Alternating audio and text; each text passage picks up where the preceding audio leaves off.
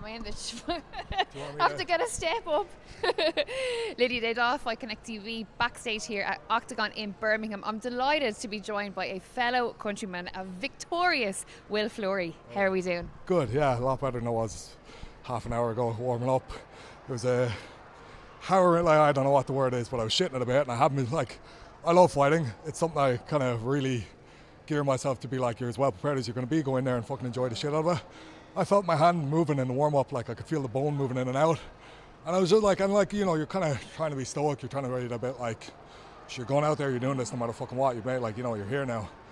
But like, it was a good test of like, here's what you're about. Go in and show yourself what you're about. And I'm fucking, in a lot of ways, like, look, in the dressing room there was things coming in going like, what the fuck are you doing? Why are you doing this? Like, you're psycho, like, what are you at?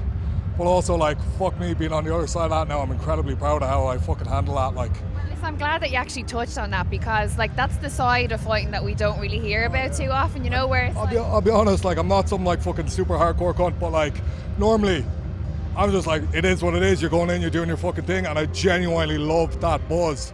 And even today, like, all weekend, I've kind of gotten that buzz of fight week, it's class, you're here, go in, give everything you are, and otherwise, what the fuck's the matter? But when you like we're warming up a little bit and I'm like, oh, I can't do that. I can't even grab, like, I can't grab your wrist. I can't base on this hand. That's why this had to be my underhook side all the time. So I was like, oh shit, there's that, like 2.5 weeks out when this happened. I was like, by fight night, you'll be able to do a lot more. It was fight night and I wasn't able to do a lot of that shit. And I was like, okay, let's adapt. Let's come over that. Like, what can I do? And in the end, like, what was it? They changed the fight.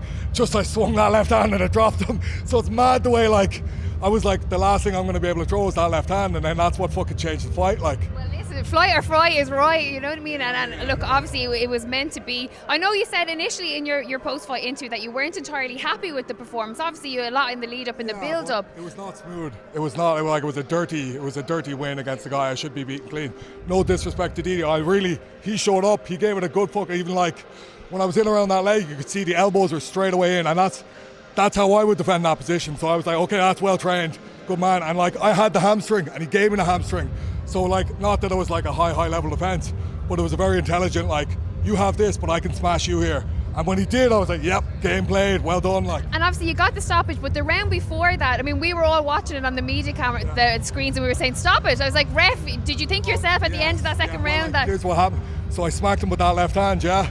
And I was like, whoa, left hand dropped him, because like, that's the fucked hand. Yeah. Now it's the thumb bone, it's like the first metacarpal, so like this bone, so I hit him with these knuckles, but then I swung a hammer fist, and when I did, the whole bone just moved across, so when I went loose and I tried to come down, that bone just popped in and out a bit, like it was kind of like, not flopping in my hand because there's enough swelling, but like, sorry, okay. The bone, like I could feel that moving, and that was like, oh shit, and I was like, but I'm close to stopping him, so just keep going. So it was a weird little, it's funny because like the pain isn't fully there, but something's like, it was just like, oh shit, that is there. Well, listen, I think we might need to rename you Hard Bastard Fleury after that, 100%. But listen, there's loads of people here looking to get a word. I grabbed you just before where they all came crushing in.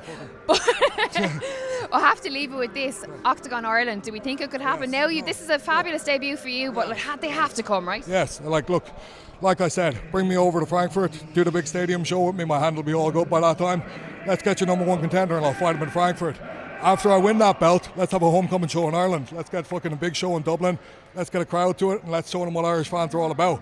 We're building this thing. Like, look, there's a reason they signed me. They needed a guy to build in Ireland, right? I'm that fucking guy. I've gone up, like, tonight I showed you exactly who I am and I'm fucking proud of what I did tonight. Wasn't the cleanest performance, but look at what I went in and did with one hand. That's their number 5 guy.